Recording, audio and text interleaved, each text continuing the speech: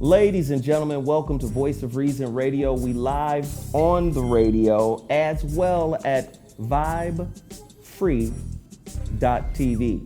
That is the facility that is black owned here in Inglewood that has hosted our shows. You already know what it is. Dash Radio is in the middle of a major move. They're moving from their previous location to a brand new spot on Hollywood Boulevard, the Hollywood Walk of Fame. The Voice of Reason has returned. I got my crew in the building. We about to have an amazing show, but if this is your first time tuning into this show, please understand just a little bit about what I do. I promote businesses at the very beginning. The first business I want to promote, of course, is Vibefree.tv. These brothers, man, they got the whole state-of-the-art get down. It looked like I'm on the set of Bill Maher. Real time with Bill Maher. I love these brothers. They do great work. They under pressure, taking in all of the shows that we have on Voice of Reason Radio, on Dash Talk X, and as well as Dash Comedy. Marcus King presents Dash Comedy. So let me promote my second brand, Total Package Energy. This box is empty because apparently everybody is using it here at Vibefree.tv. No sugar, no carb, no rush, no jitters. The best energy drink in the game. And once again, it's black owned. The brothers are out of Oakland. Please buy 684,000 cases of this before the show is over. Can we do that? I hope so. I really hope so. Now, you see me rocking my Egyptian attire. Y'all see the pants? Oh, 5,000-year-old Egyptian pyramid text. And I know it's royalty. It's fly. Look at the embroidery on the hoodie. Can I show y'all this? I know people on the radio can't see, but my YouTube channel, which I'm broadcasting live to right now, they can see it as well. Let me tell y'all, YouTube listeners, I appreciate everybody. Hit the like button, hit the share button, hit the super chat button early and often. Now, Dash Radio listeners, when you guys hear me mention the YouTube, just know we broadcasting live to that YouTube channel. If you haven't subscribed yet, do it right now. The Zo What Show. No spaces. That's where you go to subscribe to my YouTube channel. We're at 54,000 subscribers strong and over 10.5 million views. We need your support, we need your love, and we need that pocket change. Hit me with that bread. Don't play with me now. I appreciate everybody for tuning in. When I tell you today's topic is amazing, it's gonna kill the game. I didn't even mention where to get this stuff. Ramomar. RamomarNY.com. This is a fashion designer. Brother is I think he's Jamaican American or Jamaican out of New York. Y'all please go support this brother, man. Go support this brother. His business is tight. I've been working with him for over 5 years. His gear is off the charts. You under dig? Ramomar. Also, Beal Sauce. I had to scream that. Beal Sauce, hot sauce in 3 different flavors. Black owned business. Schmuckatelli, hot sauce without heat. Gunny Fire, hot sauce with a little bit of smack'em. And then Sergeant Sauce if you want to get knocked off your seat. Go to bealsauce.com. BEALE sauce.com. You know how to spell sauce. Bealsauce.com. Go support those brothers. Please, please, please. And then don't forget, Cash Mob Me, your brother, Zoe Williams. The Relationship Dismount, How to Stick the Landing When Exiting a Toxic Relationship, is available in 3 formats on Amazon.com, Kindle, Audible, and paperback. The Relationship Dismount, How to Stick the Landing When Exiting a Toxic Relationship. And then you got The Holographic Relationship, a deeper look at the connection between consciousness, intimacy, and God. Go Cash Mob, yeah boy. You under dig? Don't play yourself. Let's get it. Now, let me sit in my chair here at vibefree.tv. I have a whole group of young ladies, sisters from all walks of life. I done told y'all sisters before. You can't be a feminist if you're a mean girl. You know what mean girls are? Huh?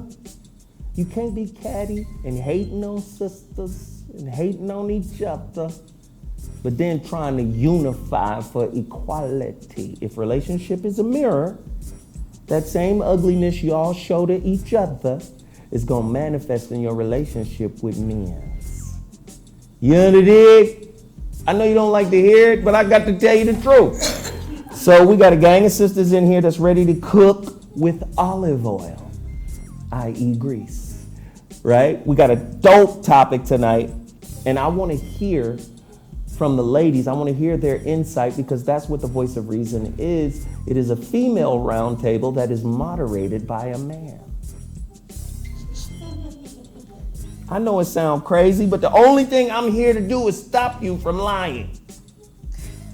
You know, women like to tap dance, soft shoe, put a little sand on the floor, and skippity-boo-bop-dee-bop, dancing around the questions.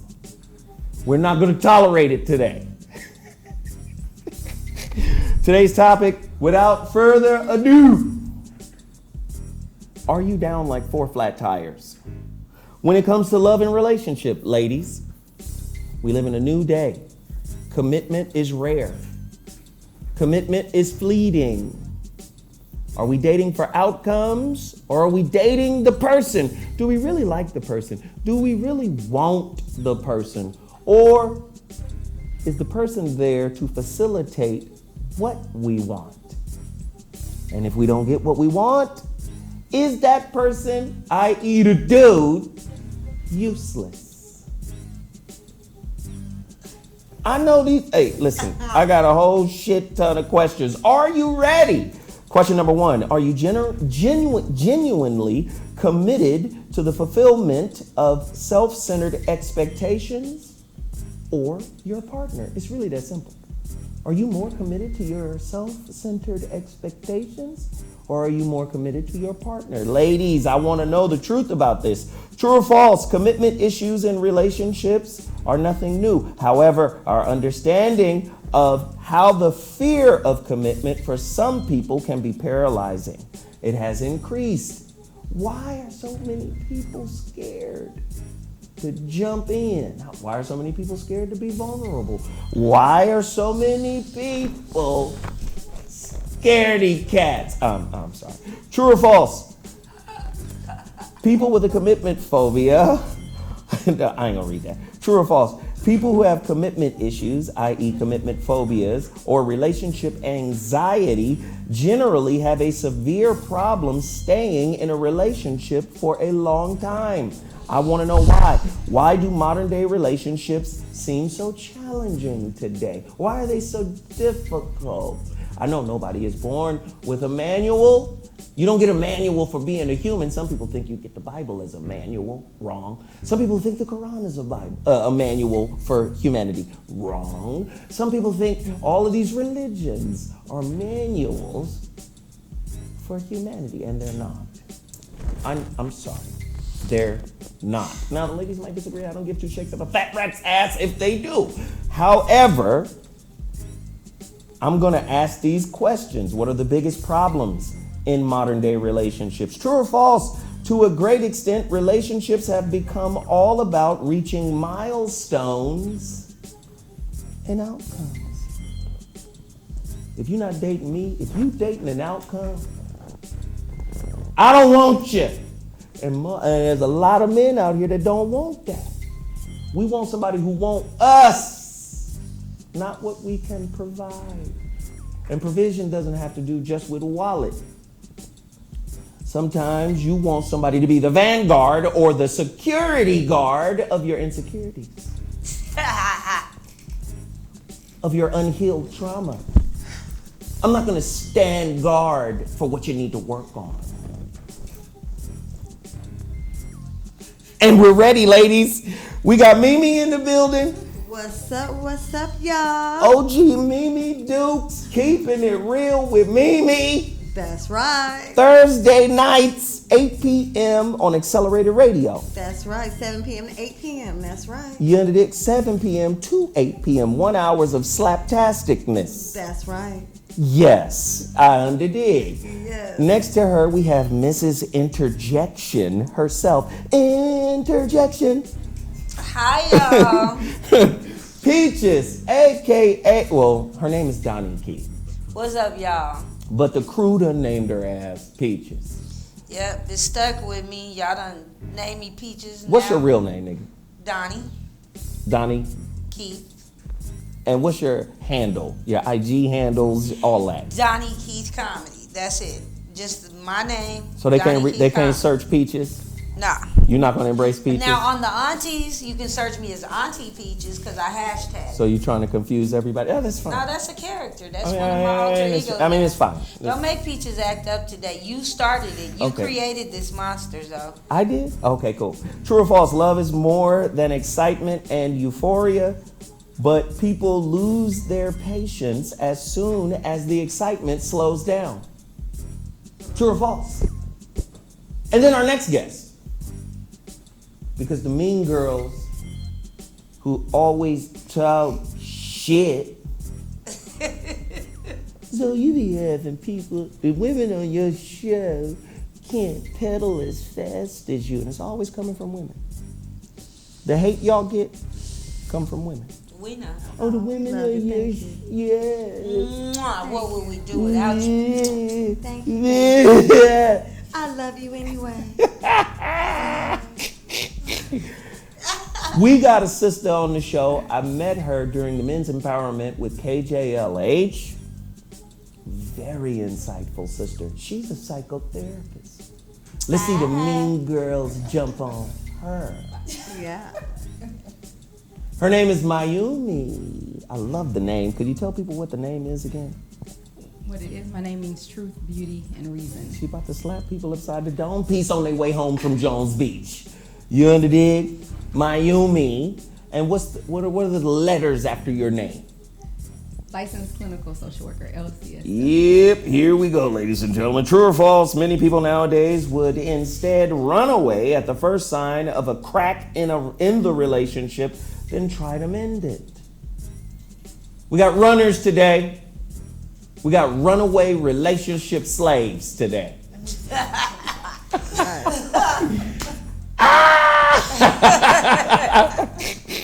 And you're scared of commitment, and I want to know why.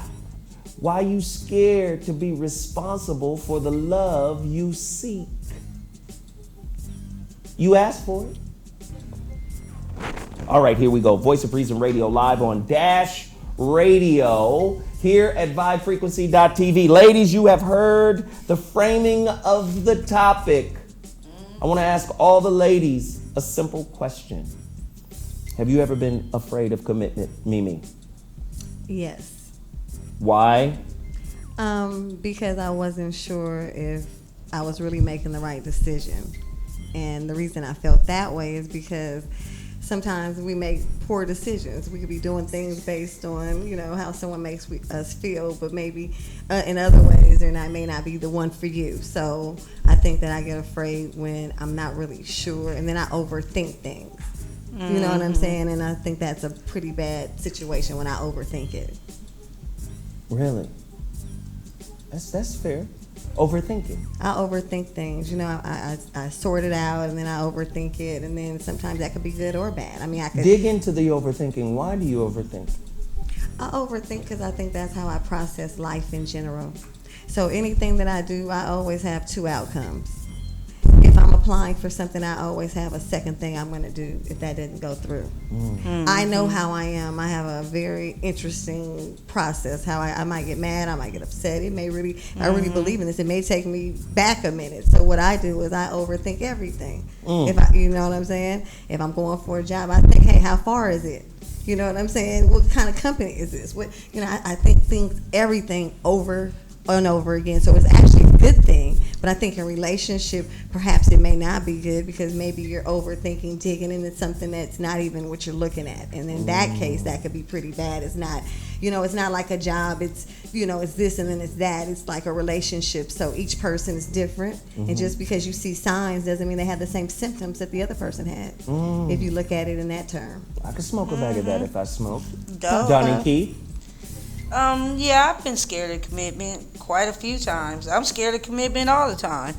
Only because I know it takes away from me being me, or at least I think it in my head. It's going to take away from me being me. Because I know I have to accommodate another human being with my So you're behavior selfish. patterns. But sometimes I'm I just- can. You gotta excuse us because I might say some crazy shit We to do him this. too. I'm just saying we do. But yeah, sometimes I could be attacked. I wouldn't call it selfish because I'm a very giving person. I call it selfish with, it's not even selfish, it's more scared than anything. It's scared, it's fear of rejection.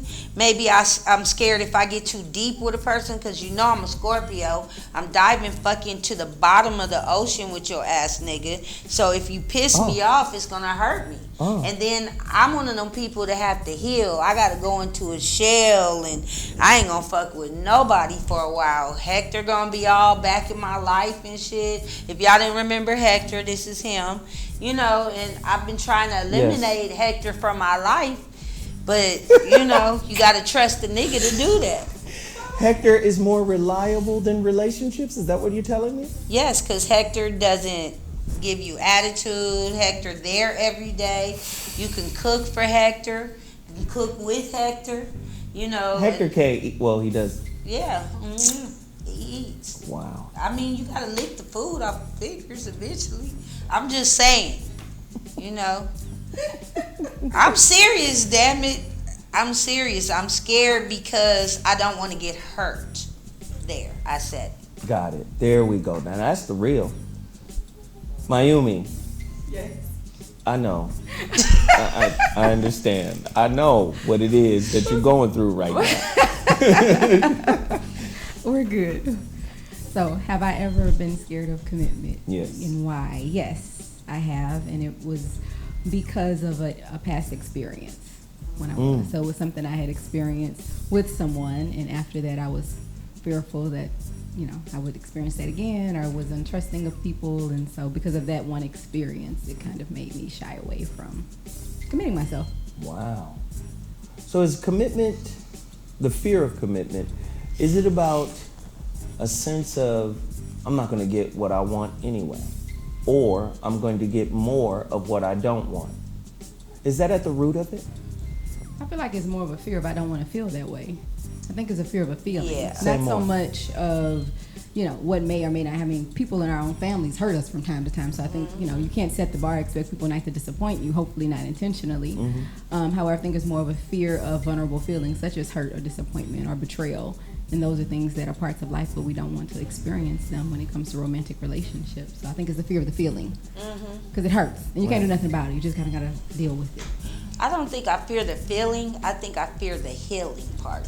Because that's when my emotions, because I'm one of those people that avoid emotion because it has no bearing in my day to day. You do know you're not making sense, right? I don't care how it's much fine. sense it doesn't make, but to me it does. Healing because, hurts. Healing feels. It requires and feeling it makes to me heal. feel, and I don't want to feel. Say more about that. I don't want to feel upset. I don't want to feel the anger because I don't want to hate that person. You don't want to be responsible. I don't want to, I don't mind being responsible. I don't want to hate the other person that I shared my life with for however long. But you do that know you're period of responsible time. for how you feel. Yeah. And sometimes And that's you're not when going to prayer feel comes good. in and you feel better after. But don't For you end me. up feeling anyway? Look at that. Don't you feel? Like when the heartbreak happens, do you feel then? Yeah, but I analyze it first, like what my part was, how I set myself up by being, because women, we make dumb mistakes. Here goes some dumb bitch mistakes. Like, we make mistakes. We get too emotional too fast sometimes, and sometimes you set yourself up for failure. So you have to analyze, did I set myself up for this shit? Or was I really taking part in a relationship, or was I looking into the ideal of what that relationship could be? You know, Right. but I overthink things sometimes too. So, But you still feel, right? yeah, okay, doctor. Well, I'm just saying, I'm a therapist, so it's gonna be hard to say. No, but I think Yeah, what you still feel. I just don't like feeling. Well, what she's saying, I think, is what a lot of us do in this in therapy. We call it intellectualization. Is when you try to make a logic out of a feeling, Yes. and in a way to escape the pain. But if we really think about it, you know, at some point you're gonna be by yourself at night. You know, You're gonna cry You're gonna eventually. cry eventually. But Yeah. I think it's our. But the healing part is the process. I know, You have that's- to really think. But what's the alternative? We have to teach girls to understand that pain is a part of growth. Challenge is a part of growth. Now, please understand, we as human beings put ourselves, or we try to put ourselves in situations where we reap all of the benefits. And somebody told us that reaping the benefits feels good. And it doesn't. Sometimes you got to go through hell in order to get a meaningful understanding of yourself. But so many people are afraid to feel those flames, right? You have to embrace the flames when they show up. Yeah. Because isn't it interesting how the person you choose fits your dysfunction? They fit it in a way that triggers it. Now, have you ever had the sense where you have a certain set of feelings for people you're not intimately connected to? Right. And it's easy to be like, oh, I ain't listening to you. What the fuck is you talking about? But if the person you're intimately connected to says the same thing, it triggers you in a way, right? The trigger to me, and maybe I could be corrected here, the trigger to me is like an indicator in your car saying you need oil, letting you know that something might be going on. And that's something you have to acknowledge and then embrace. But so many people want, or they pursue the relationship for the cessation of pain. And that's not how it works. He's gonna act this way, he's gonna behave this way, I'm not gonna get what I got the last time. You have to acknowledge you got whatever you got the last time, that was a curriculum. That was a personal curriculum. Now we live in a time, and this is what, and maybe I could be corrected here by Mayumi. Now we live in a time where letting go is the new avoidance. Yeah. That's the new avoidance. And you know, communication, avoidance as a style of communication is a communication style that produces conflict. So walking away under the auspices of letting go is actually creating more conflict. Internal conflict. Go into that, please. Well, I was gonna actually kind of keep up with the thoughts I have. Going back to what you were saying about the healing and how we end up attracting people who kind of fit us. I think it goes back to kind of what you were saying earlier, when people don't want to go through that healing process because it's so traumatizing. Painful. And it's painful. So what happens is you end up meeting the same wound in just different forms. Yeah. Talk to me about Right? that. So Please, talk it may to me not about look that. like Jimmy. You can get a whole nother ethnicity, a whole nother profession, a whole nother, something else. But because we haven't taken the time, because it is painful, it's hard, easier said than done to process. Because then you have to look at yourself and take acknowledgement and feel that in order to heal. But that's the only way. Other than that, your issue or your wound that hasn't healed emotionally just manifests in different ways. Right. And then just repeat the cycle. Because once you get through it, it's like, dang, when you meet somebody, you like, damn, what if I gotta go through this shit again? But you look forward to it because you like, this is a whole new person, a whole new thing. I really like this dude, whatever. And then when you had that first hiccup, you just freeze up, like.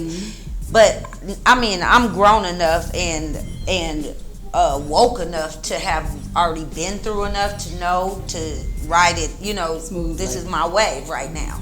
So I'm gonna go through this because I'm gonna get to that ecstasy moment eventually.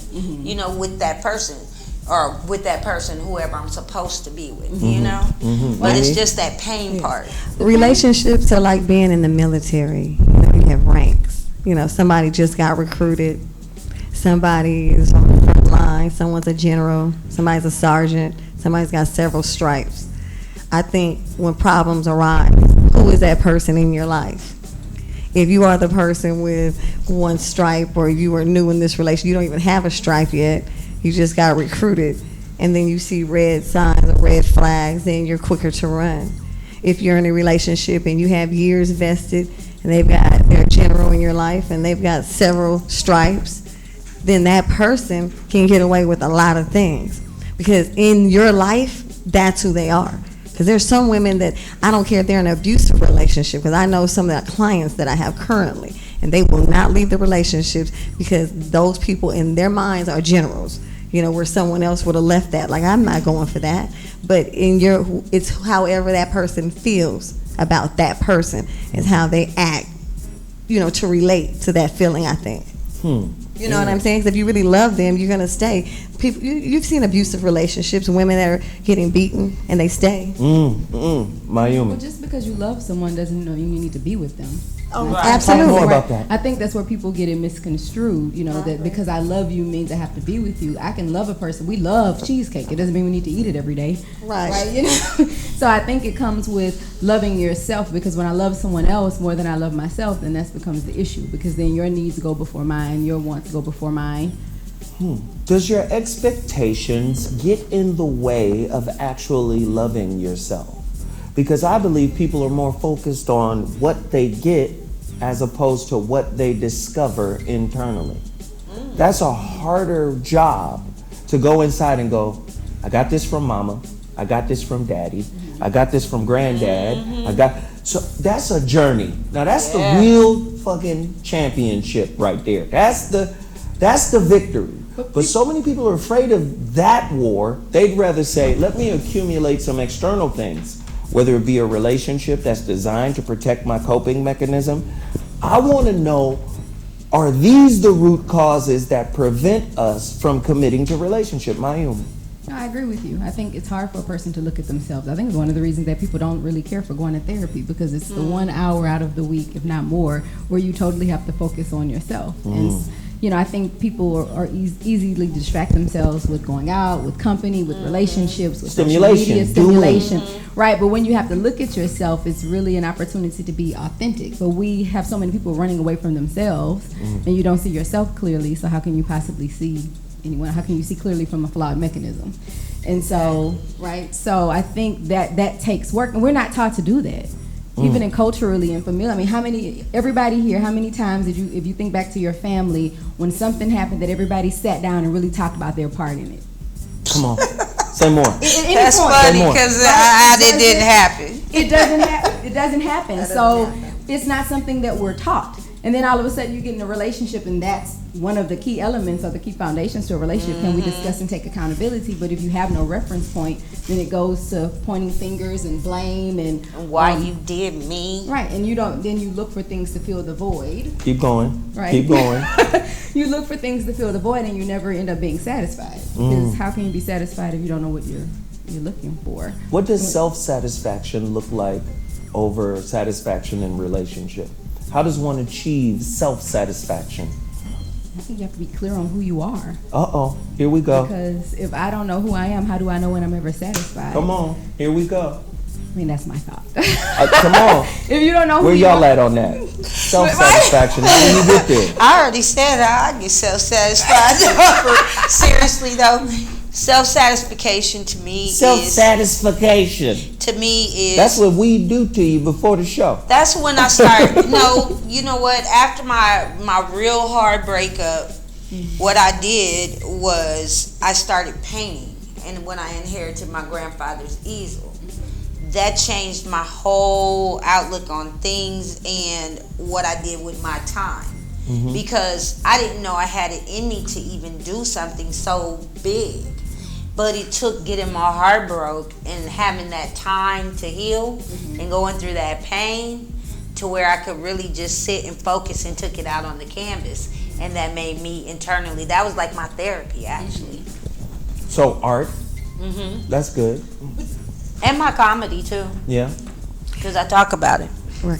I think it's important to love yourself and know who you are and just really believe in yourself, no matter what it is. I don't care if you at McDonald's, you better make the finest Big Mac they got in the town. You feel me? When the manager come by, he better be saying, look at you, sure do make that package right. I'm not trying to be funny, but I'm just saying, whatever you do, do the best at it. And if you're doing the best at what you do, then to me, that's how you're able to live a better life in general, because you love yourself and you know who you are and whose you are.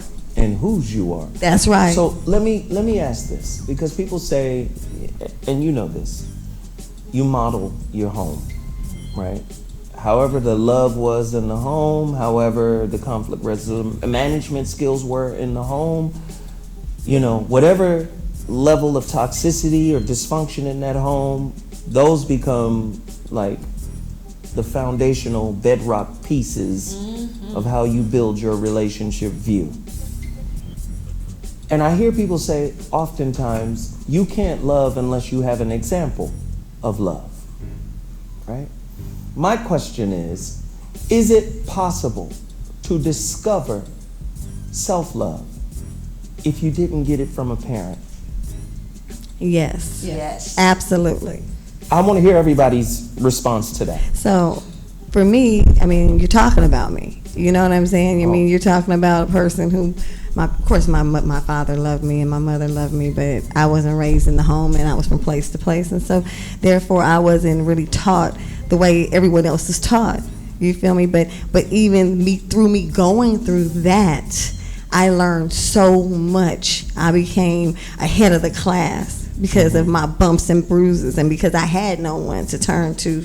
And then when I had people to turn to, it was people that you least expected. Sometimes the people you least expect be the people that got your back. So I just said all that to say, just because you have a bad example doesn't mean you have to end up with that story. And I'm a testimony of that. And you know what I mean? I'm not saying Preach, you feel me? You feel me? I'm a testimony of just that. So you can do it. Look at me. I made it. I love it, baby. Here we go. Peaches? Well, I mean, without self-love, we wouldn't have people like Malcolm X doing the things that he did. Look at Malcolm X. Malcolm X was a drug dealer.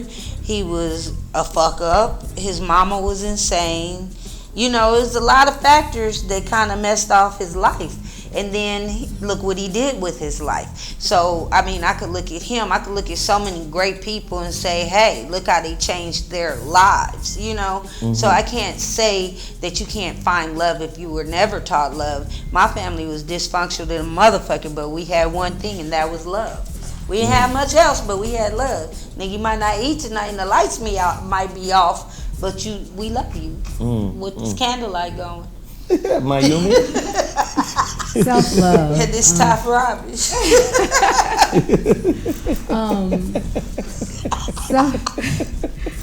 Self-love is one of those things that I think a lot of people, and I've had clients come in and like, what do you mean, how do you love yourself?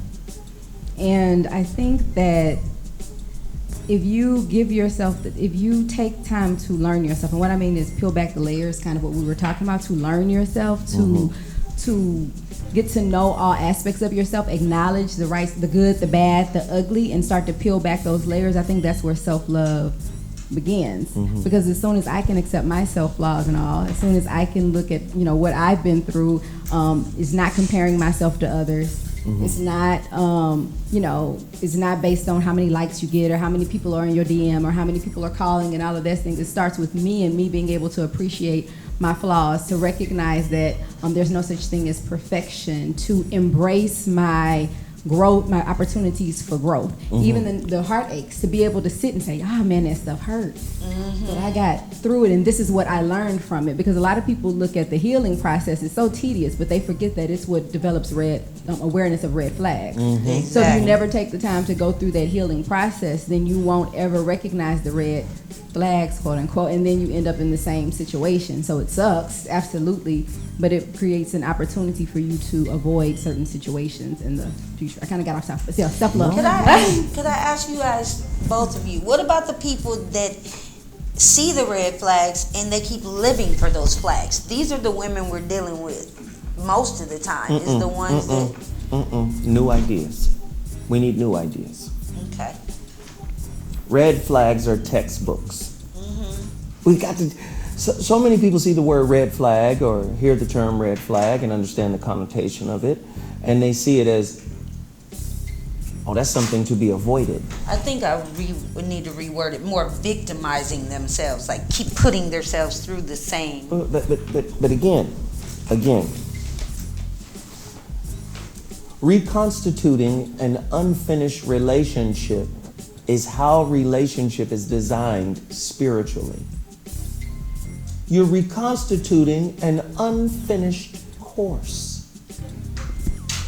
That's why, like the sister said earlier, Mayumi said earlier, it might be a different person, different ethnicity, from a different side of the country, but it's still the same things you refuse to acknowledge and accept. Or repair. Or repair. You Talk repeat to what me. you don't repair. So what happens is, let's say, you know, if you hear people say daddy issues or whatever it may be. Yeah. Let's say I grew up in a household where I was never validated by my father, right? So then I start to seek these validation in different men or different relationships. So as soon Right. as someone says I'm pretty or shows me value, I can go that route, or I can consistently find myself in relationships where I'm trying to prove my worth. Because if you can see my worth, right, then that means I'm of value, but it stems from childhood. And I can say, oh yeah, I have daddy issues, but it's one issue, I mean, it's one thing to recognize the challenge that you have. It is a whole other issue to work through it. And a lot of people don't want to do the work.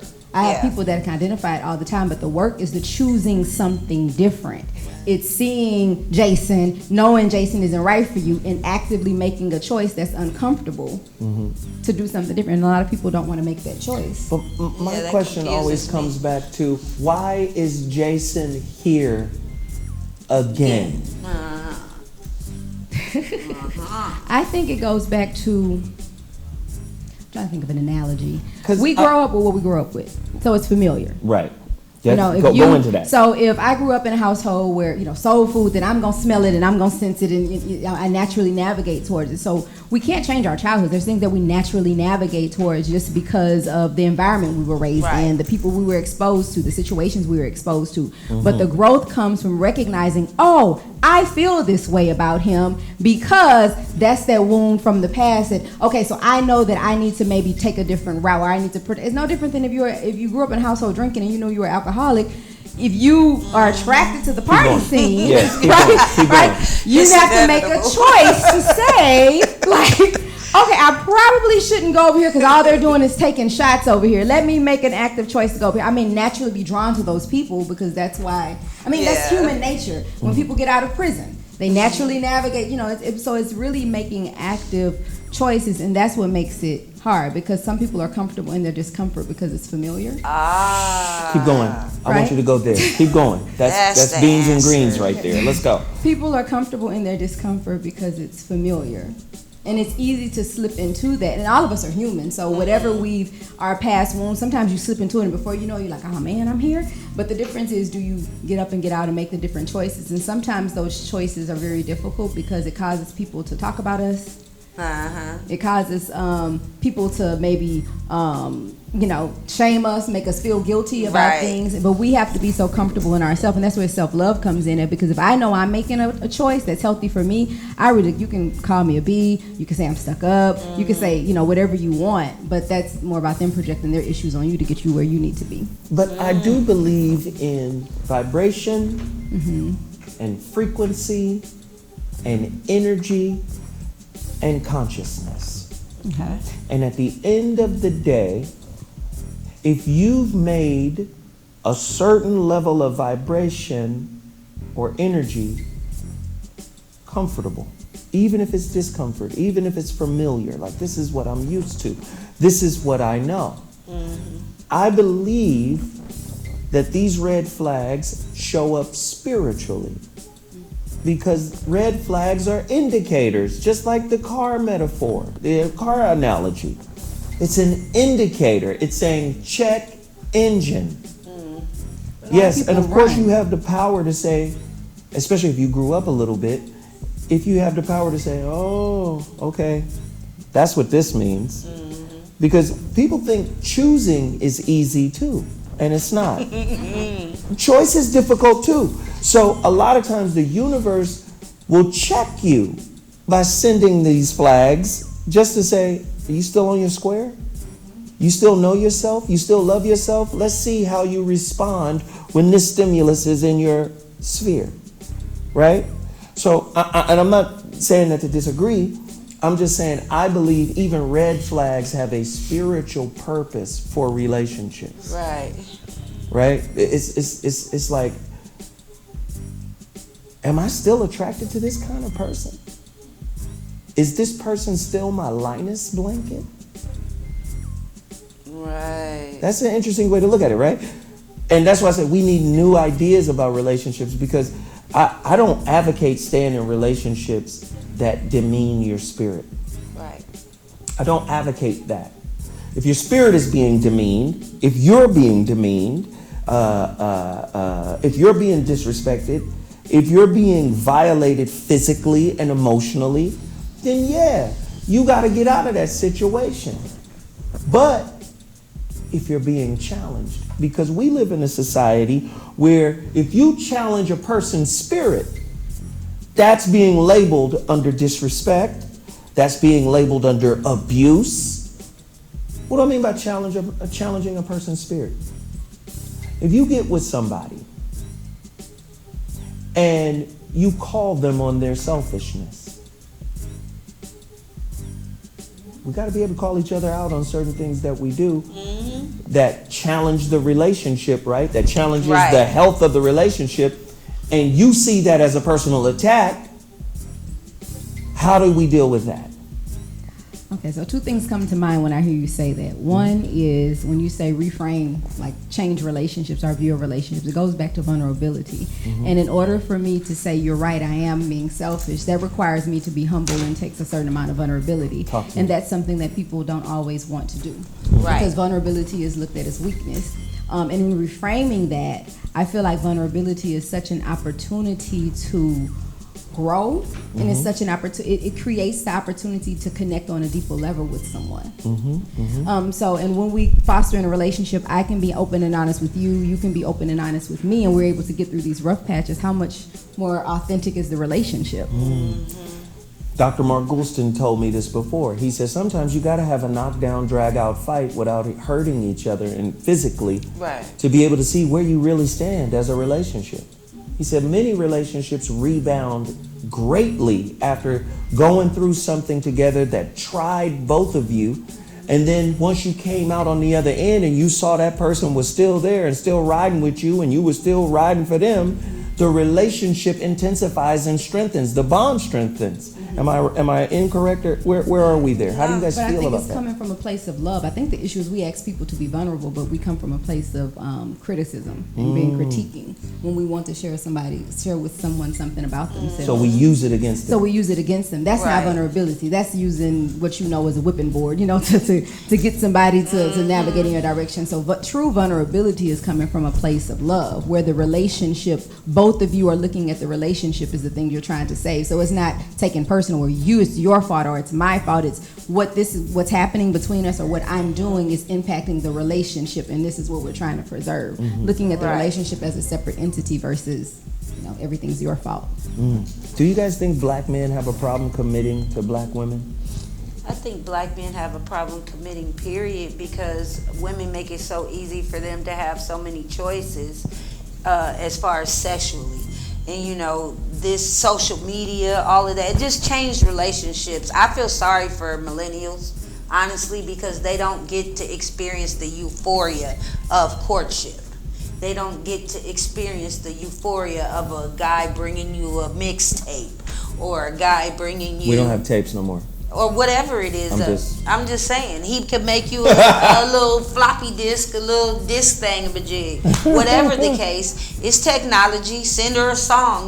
These kids don't have that euphoria that we had growing up, where someone actually had to come to your door, take you somewhere, actually enjoy each other's company with no money.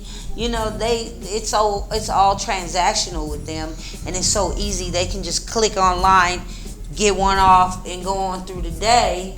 Y'all had to go through a little work to do all that. But I think women are like that too nowadays. Now everybody's like that. That's why I think it's not just black men. I think it's just people in general, things are too easy, so you have to really want to commit to somebody these days. It has to really be a psychological thing, because it's so easy to do nothing about a relationship and still have the benefits of it. Mimi?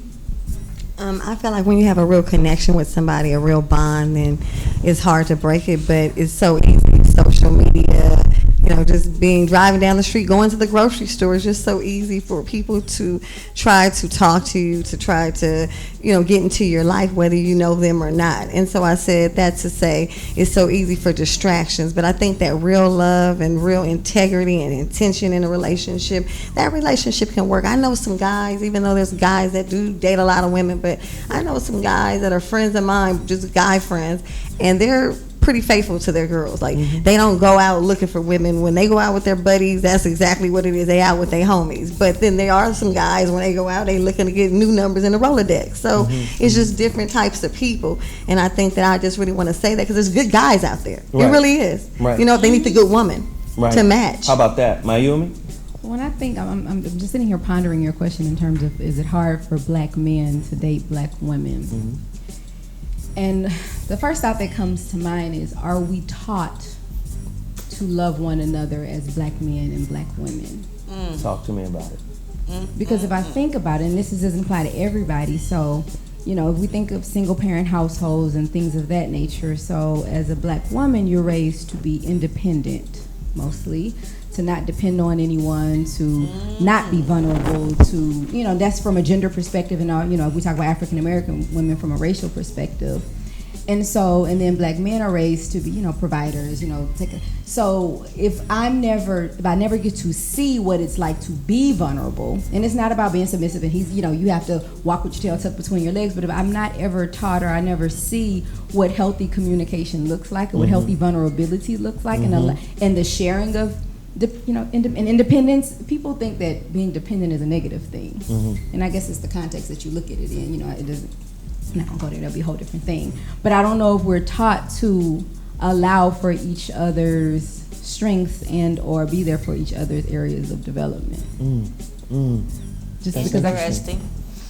That's very heavy right there. Because as I look at relationships, right? We talked about them being transactional. We live in a corporate, capitalist kind of society. What have you done for me lately? What are you bringing to the table? We talked about this before. An economist created that concept, equity theory, right? What are you bringing to the table? So relationships have become outcome-based, right? And then we compare those outcomes, right? They're over there doing this and we should be doing that, right? So now relationship has to be something that provides you with something external.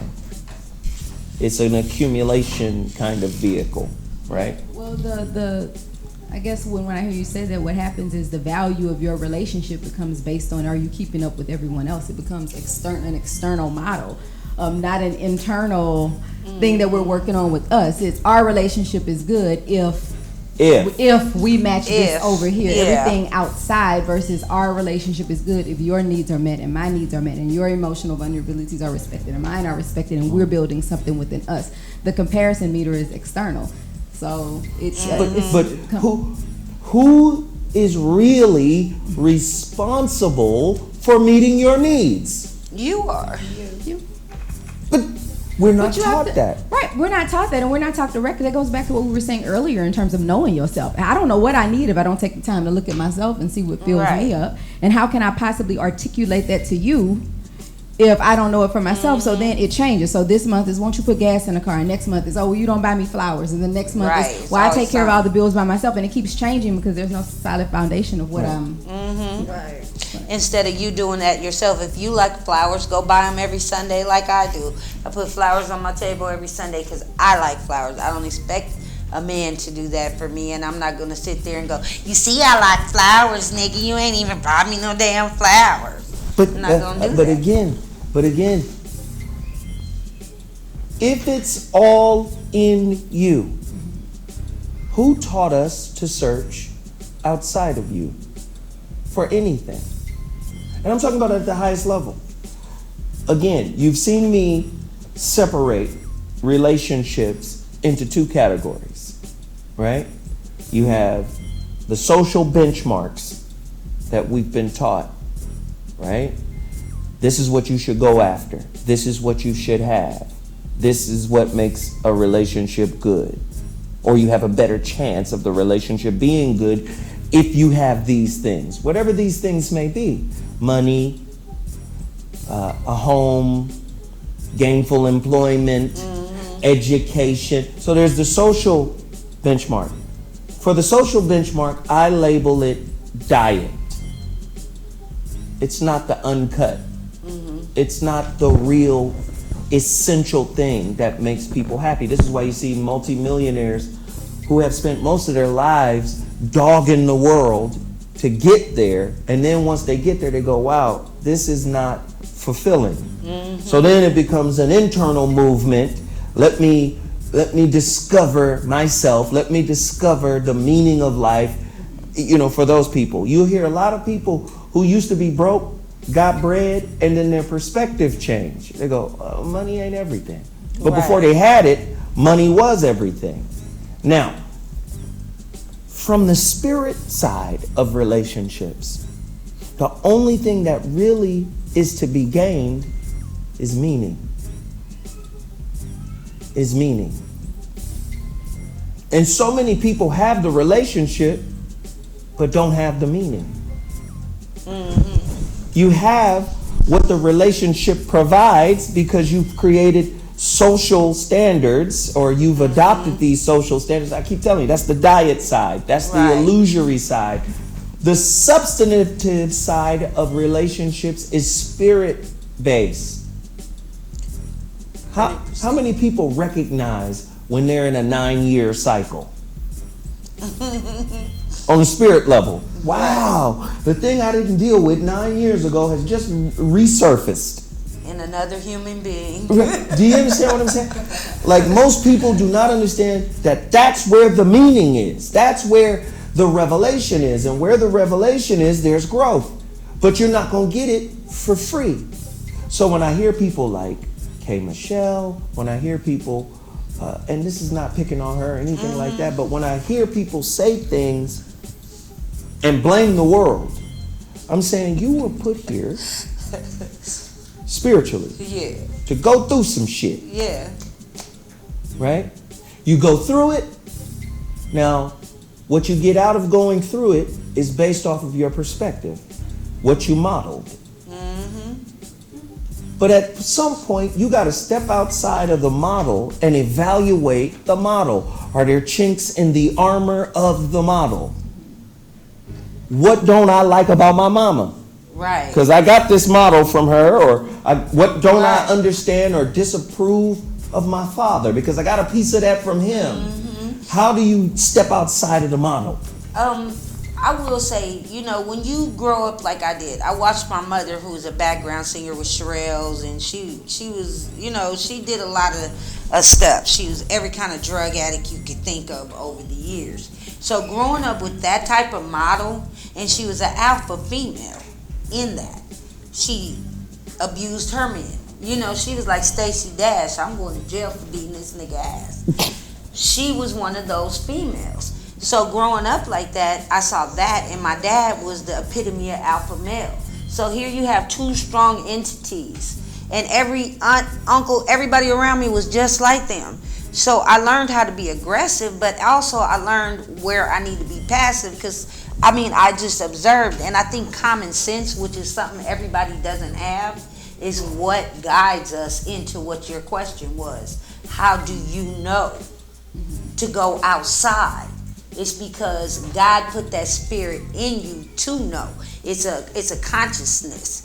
If you're spiritually in tune, even a child is spiritually in tune more than we are sometimes. You pick up on things, and either you're gonna learn from it and push back, or you're gonna be the opposite, which my brothers were, and become a part of the environment. Well, also what I'd add to what you're saying is, so there in our families, we'll say, oh, I'm definitely not going to do this. You know, I'm definitely not going to end up with a man who beats me because my mom dealt with all of that, you know, or I'm definitely not going to. So I think sometimes there are blatant things that you try really hard. You know, some people don't drink because they grew up in alcoholic households. But there are spoken, and I would say there are spoken and unspoken rules in households, and there are things that are apparent, and there are things that are subconscious. And so what happened is people walk away, and because I'm not beating my husband, I'm not beating my wife, I think that I've overcome and I've changed the generational cycle. But there are all these other, the domino effect of you seeing that. You know, what happened afterwards? How did it influence everyone in the household? How did the family interact after? And nobody's looking at that, which is great if you're not beating your husband or your wife, if that was your goal. But there are all these subconscious things that happen in the household that people aren't addressing. So what happens is these generational cycles continue. They do. After year after year with family after family, because the awareness, we're not taught that.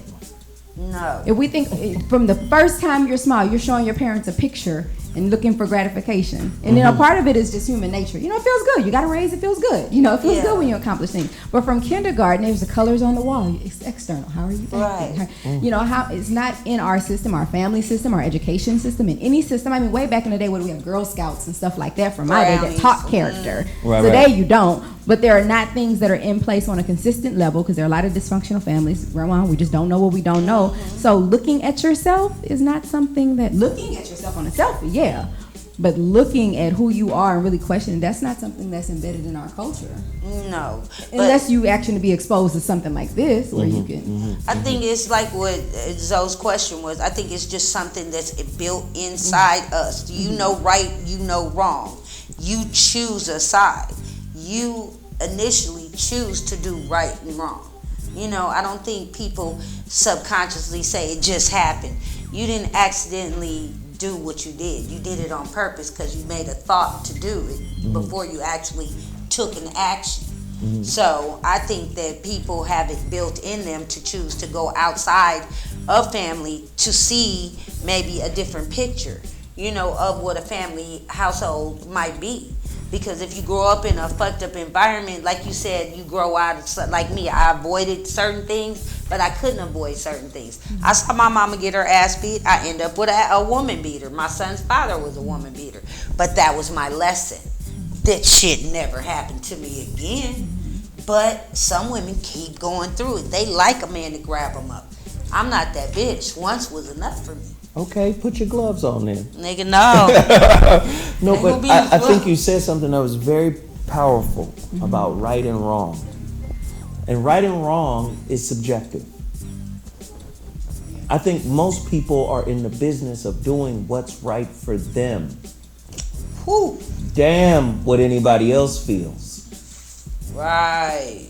You see, and to me, the overarching sense of what's right is what's best for everybody. And most people are not programmed or conditioned to think that way. People think the relationship is good, the relationship is healthy because I got everything I wanted. Right? That's the selfish part. Then you may have a partner who may be sorely deprived. Because you know when you're getting what you want, you're really not paying attention for the most part to anybody else. And of course this is some but not all. We're not talking about everybody.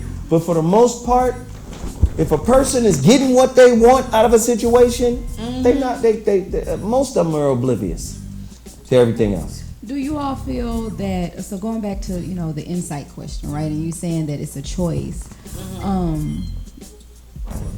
Do you all feel that, and maybe just, it could be, you know, I could be totally biased because of my profession and things, but I think we can only see so much because we're subjective. Go. So no matter how much I look at myself, no matter how much even as a therapist, I know the theories, I know all of that, but I'm only going to see certain things because I'm looking through myself. And if I'm open-minded, I may hear a sister or hear a friend or hear a mate or something share something with me, but I'm only going to get so far. So I wonder if it's as black-white as right or wrong or good or bad or whatnot, because I mean, this is why I think therapy is so important, even though the people, you know, the negative stigma, but it gives an objective person with no ulterior motives. They have no relationship with you, the opportunity to maybe view things or see things in you that you are incapable of seeing in yourself because you just can't. Incapable or refuse to? I think it's both. I think it's both. I think it's both. Yes. So there are clients I'm with, and we talk around, and eventually they'll just be like, yeah, you're right. I don't want to say Or that. maybe they see it and they just refuse to accept it and deny.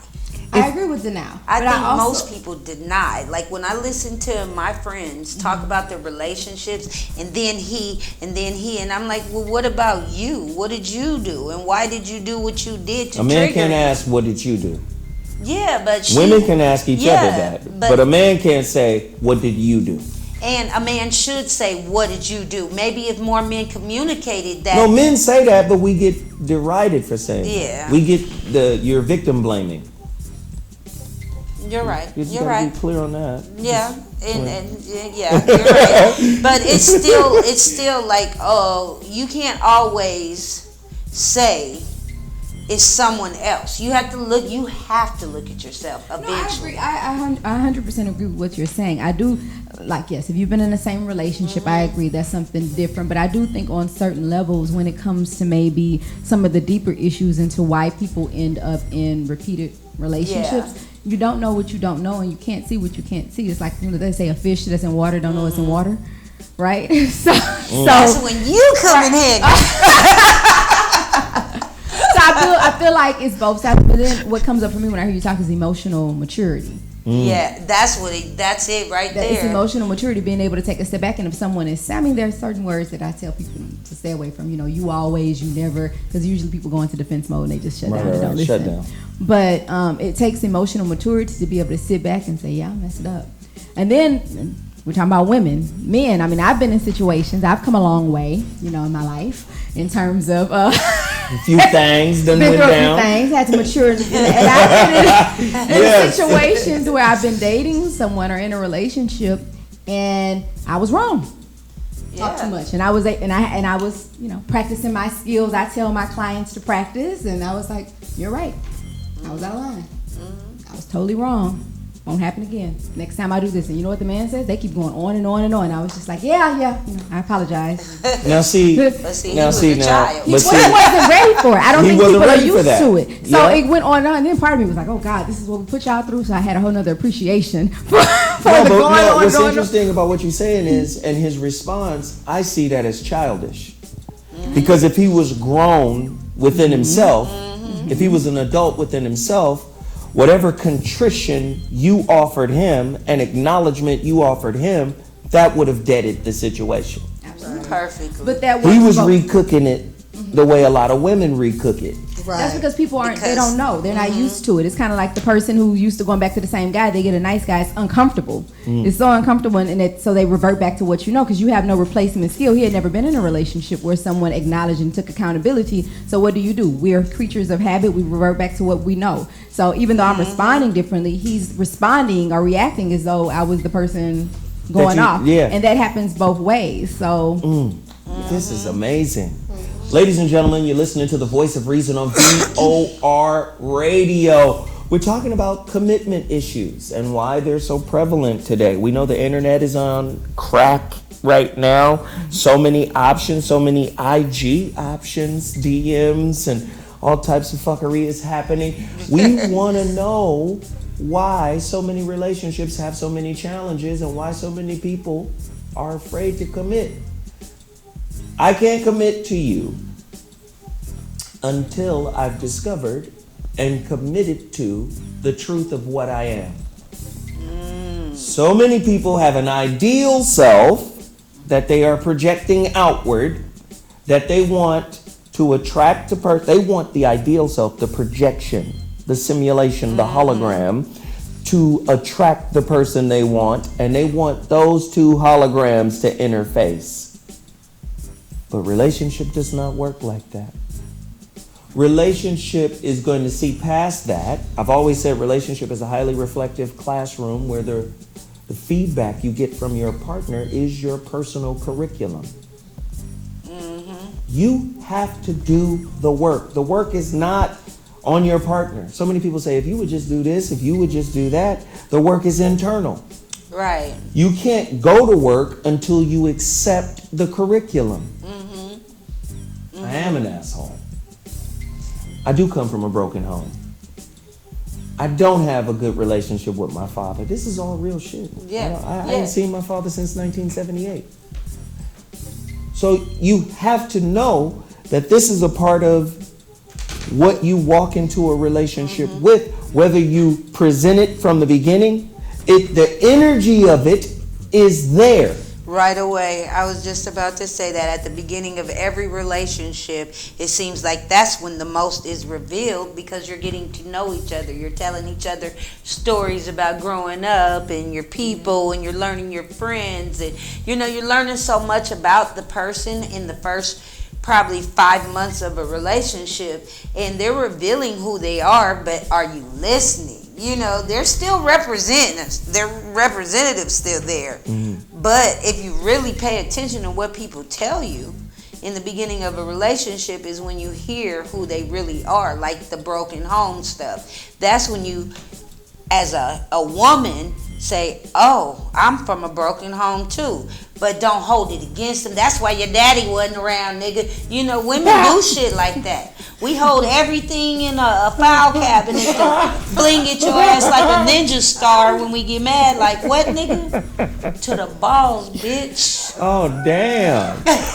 I mean, that's vindictive women. That's how they think. They like ninjas, They keep that shit as an arsenal. Mimi?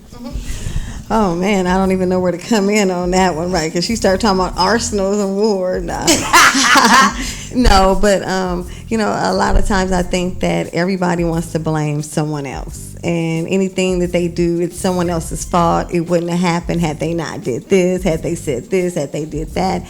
And I think that sometimes we have to realize, why do we have, and this is just some real stuff, why do we have 2 ears, 2 eyes, and 1 mouth? That means that sometimes we need to do double listening, double watching, and shut up sometime. And the reason I'm saying that is sometimes we can talk ourselves out of a blessing, or sometimes we can talk so much that we run the person away, or maybe we talk so much that we reveal a side that we shouldn't even be. Because the reason I say that is sometimes someone can be talking and they didn't really mean what they said, and because you overthought it, you made it be what it wasn't, because you brought past hurt, past problems into this relationship. So I think it's important that we don't bring baggage to the new relationship, and then when you come into the relationship, be more communicate more to one another. You know what I'm saying? Then you guys can have more understanding, because if there's no communication, there's no real relationship. Mayumi? Let's see. My thought with the baggage and with recognizing what it is. So when I hear people say, oh, my dad wasn't in my life, or my mom wasn't in my life, or my question is, and how did that impact you? What did that look like then? What does it look like now? How is that influencing your perception of relationships? And I think that's the work that people don't do. They acknowledge the first part, but even within themselves, I would tell anybody who's listening to this, okay, whatever the situation, if you had to write this out, what would it be? My dad wasn't in my life, and that made me feel blah, blah, blah, blah, blah. That's the start to looking at yourself. And a lot of people just take the first part because they don't want to dig deep. So I can come and say, oh, you know what, I had daddy issues, but I'm good now.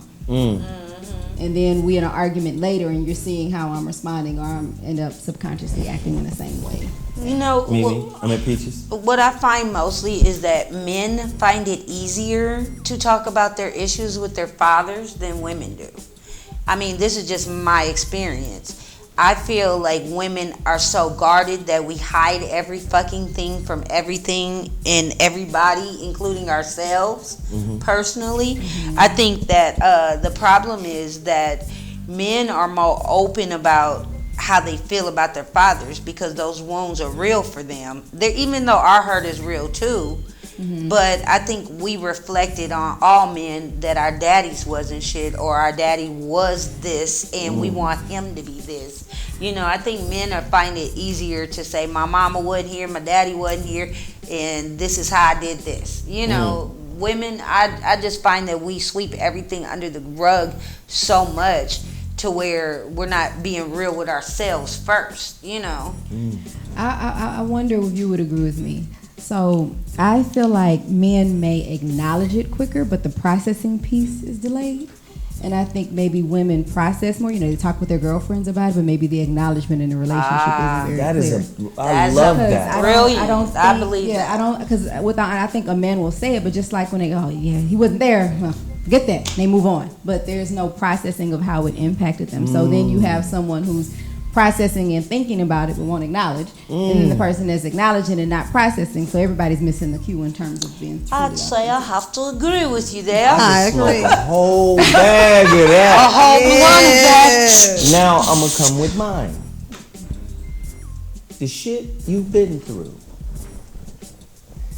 is a type of relationship debt. And just like you can clean your life, your real debt, you are responsible to clear the relationship debt.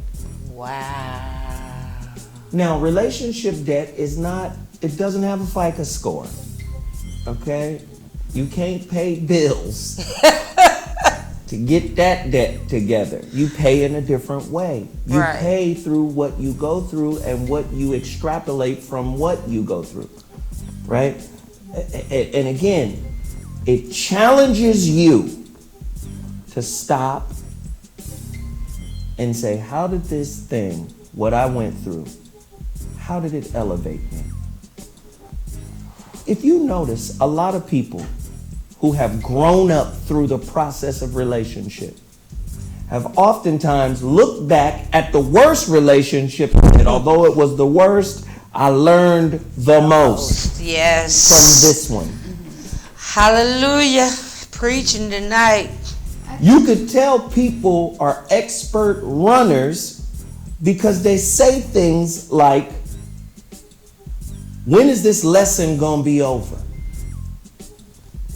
I think I've learned this lesson already. Well, if you did, you wouldn't be going through it. I think the basis of a lot of what we're saying is fear. Even if I think to the first question, Yeah.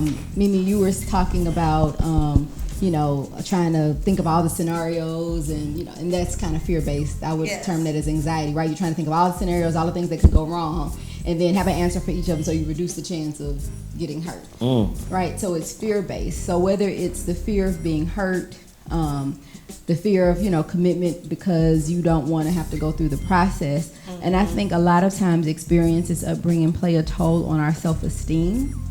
And so then there's I would categorize it as fear, but you don't deserve what it is that you get. So you have a lot of people who don't feel deserving. So when they get in situations with people who can give, the right quote unquote man or a good man, and they're like, why you don't want him? It's on a deeper level because, you accept what you think you deserve.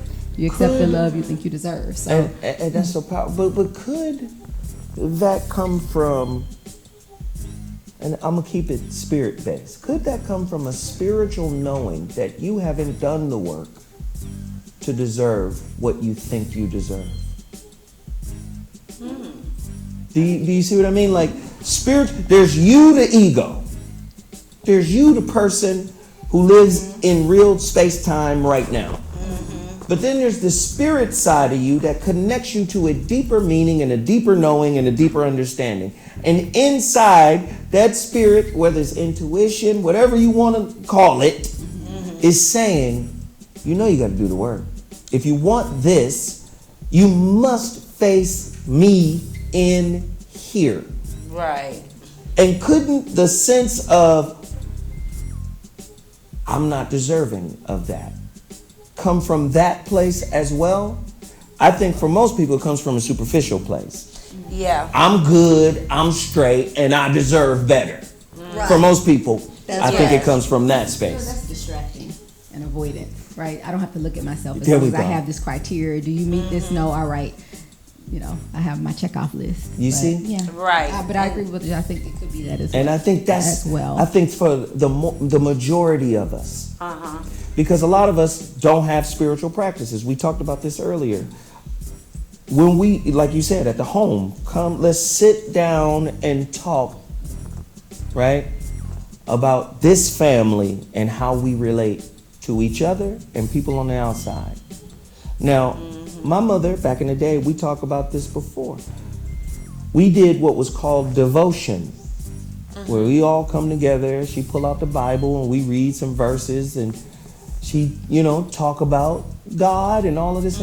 Imagine if we could have relationship devotion, That would be dope. right? Where we come together, and I think I talked about this at the men's summit, the conference. Have somebody like Mayumi come in, and we have a relationship devotion. Mothers and daughters got strange relationships. Who you telling? Right? Yeah. And I'm not saying it's ubiquitous. That's not what I'm saying. I'm saying there are some real tough mother-daughter situations out there that could use and benefit from a relationship devotion. Really? Right? Really. There's some tough mother-father relationships that could use that. Right? There's some tough son-mother and son-father relationships that could benefit from that. And if that was happening early on, Right. That's From the key. childhood. by the time you get an 18-year-old, what is the term? Is it well-balanced, well-rounded? Well-rounded. Do you understand? We don't have those type of resources because a lot of times we don't think they're necessary. Right. Relationships become very personal, isolated, and insulated. This is what we doing. This is what we're about. But if the family was able to undergird these relationships with these type of resources early on, we may begin to have healthier relationships. So basically what you're saying is if families and family members were willing to be vulnerable. And talk There it about the is. dysfunction. Because to sit in a room with everyone talking, I have to, goodness, like Yeah. that, even thought of that, you know. The chill. But aren't we family? Yes. And family doesn't like to talk to each other about each other's business. They don't want you don't want your brother knowing what you did last week. You don't want to tell your brother, and that stems from the pain you're going through right now because you scared to tell your family what you're going through. Well, that is that's how people communicate in families. They don't want to tell each other nothing. So how do you start that with this group that's growing up right now? How do the mothers and fathers have to start it? So Well, we have to be less judgmental. I think culturally, and you all can tell me, you all been like, within families, it's very judgmental. Oh, you know, heard so-and-so. You think you all that. You know, we kind of throw these negative terms out there, Always even when diss you're each doing other. we diss each other, you know, even within my own family. I remember growing up, they say, man, if you can deal with how we talk to each other, you're ready for anything, right? Because the negative comments, the talking about each other, that's kind of part. So it creates an environment where you don't want to be vulnerable. Because I don't want this to come up next week in the grocery store, you know, or in front of the teacher, what happened at home. And so you have to create an environment where there's trust and that rules, you know, what happened when we talk about this is not stuff to be used as ammo for later arguments. How does one, I want to get this from everybody, true or false, true love only exists by loving oneself first. You can only get from another person what you can give to yourself. And I want to know, what is the first step in really, absolutely loving you? How do you start that process? How do you grow it? How do you nurture it? How do you water it, Mimi? First of all, you have to know who you are. You have to love yourself, and you have to spend time with yourself. You know, a lot of times people are afraid to be alone and to be with themselves because it's like they want to hear what's going on in someone else's life. But you got to really take the time and know who you are and pay attention to the different things that you're doing, because at that point, when you learn yourself, you'll love yourself even more, the good and the bad. Peaches. mine's is spiritual. I get on my face and lay on the ground in prayer and have conversations with God about my life. So that's where mine comes from. I spend time with me and God. And I mean, I get told all my bad stuff. I get checked right away, convicted on everything I do right away. When I'm saying something out of line, I get convicted. If I could be on stage and get convicted, blasphemy. I mean, it's just certain things that I'm spiritually based in that I know made me love myself, because I wouldn't have been able to look at all my flaws without that. Mayumi. From a spiritual perspective, I like what you're saying in terms of prayer. I think one of the toughest prayers is to, Lord, allow me to see me for who I truly am and allow me to see others for who they truly are. because it'll, unveil who you think you are or the person that you truly are, but also sometimes who you allow yourself to be around is a revelation of who you are. And so, I ask people all the time, because people are like, well, I love myself. And I say, okay, so if I watched you on mute, if your life was a television show and I watched you on mute. Here we go. And followed you around with a camera based on how you enacted, how you treated people, who you were around, who you allowed in your space, would I think that you had high self-esteem and loved yourself?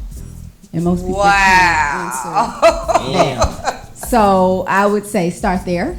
And if there would be things that you did think people would be like, I don't understand. She was at church this morning, but tonight she's doing this, or she says she loves herself, but this guy clearly I don't know what's happening here, but this is not love.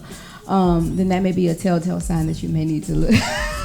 That's big. You need to look. That is so deeper, and I think it starts there, right? And then making some, adjustments and acknowledgement and peeling back the layers of seeing yourself for who you are. How can we reclassify negative energy? Ooh. And the reason why I ask this question is because things that are difficult get labeled as negative.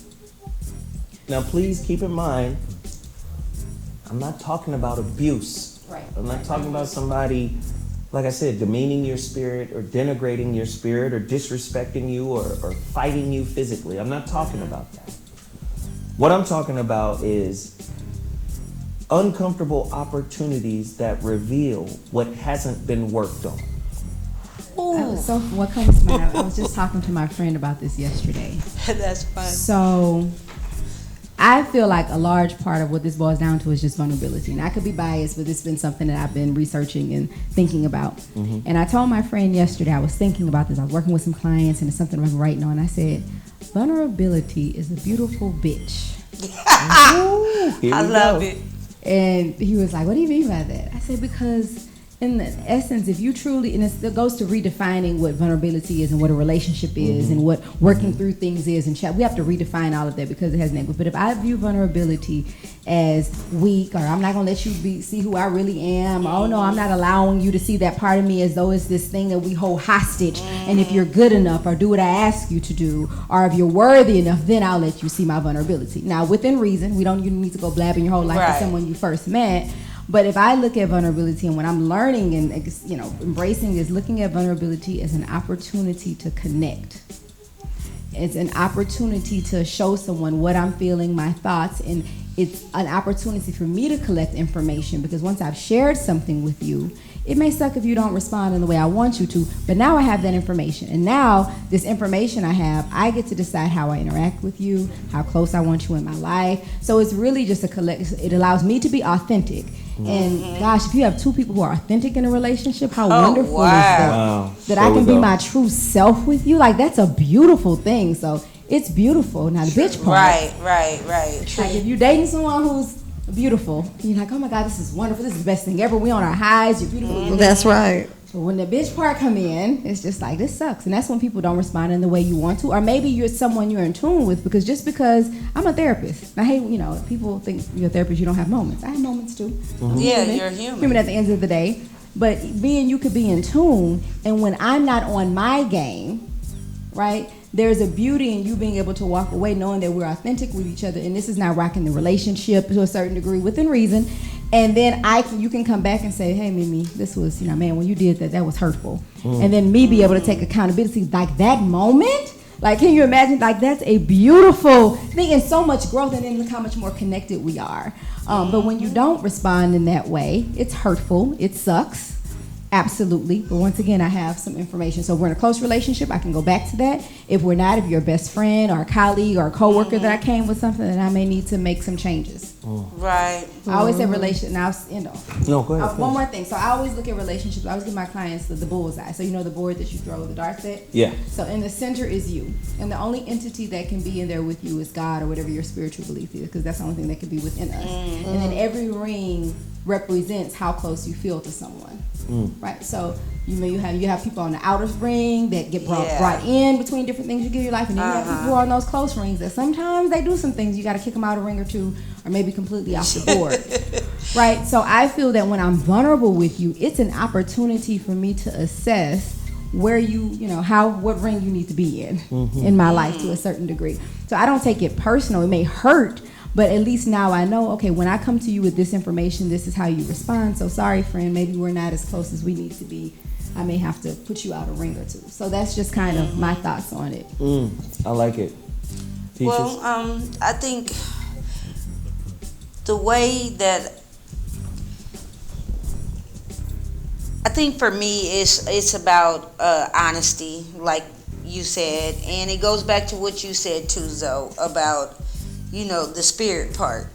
If you know who you are spiritually and you're aware of who you are spiritually, nothing can change you. You can change yourself because you want to make those efforts to change yourself in that new relationship. When that person tells you, hey, you keep interrupting me, I don't like that shit, make the adjustment. Stop over talking that man or woman or whatever it is. If that person says, hey, I really don't like when you're doing this, it's cool, but you be on high all the time. Can you bring it down a little bit? Bring it down a little bit when you're around that person. Don't change who you are, but just be conscious of the levels because they're being honest with you. And if you really love a person, you're not changing who you are. You're not altering who you are. You're just compromising who you are. Ooh. And there's nothing wrong with that. Okay. Mimi? I heard so much good information. I need to hear the question again, honey. I done got so lost in all the goodness. But I got another one. So okay, hit me with a new one. Hit me. So for me, I'm listening to you guys. Okay. Thoughts are like the material we use to build our reality. True. Now, the tensile strength of this material is directly proportionate to the amount of fear and ego that is used to create it. Okay. You're not going to build a reliable structure. No. And when I say structure, I'm talking about standards, principles, all of these things that we use as this litmus test to make a person prove themselves true. You gotta be hurt, but the challenge is to stay open, even though you got hurt. Right. Why? The vulnerability, that's a strong piece. Right. To be vulnerable and remain open after being hurt will prevent you from increasing the amount of fear and ego you use to build standards or principles for new relationships. A lot of times those wounds, man, that get opened up, like the sister said earlier, are generational. And it requires you, we make it about trusting the other person. I don't know if I can trust you, but in essence, it's can you really trust yourself? Because you made the decision in the first place. So it's a rebuild. Before we go looking to trust another person in a relationship after we've had an emotional wound, I need to go back in and say, all right, you made this decision. So let's see what emotional wounds haven't I recovered from, what generational stuff, what family stuff, so that I can begin to trust myself. Because if I can trust myself and my competence in some of the decisions, now I can't. If people want to be deceitful, they'll be deceitful. It doesn't mean that we won't get hurt, right? Right. But then when I'm having a date or I'm in an interaction with you, I trust myself. So if there are what we've described as red flags, are things that aren't healthy. Let's say that things that aren't healthy for me, I have to trust that I'll be able to recognize it and trust that I'll be able to walk away. So it's not just about trusting the other person, it's being able to trust yourself. And a lot of times people don't trust themselves, or they're waiting on the other person to prove themselves so that they can be trustworthy, which to a degree I get. But if you don't trust yourself, it's going to be hard for you to trust anyone else. Yeah, you have to trust yourself first. Right. And go ahead, Mimi.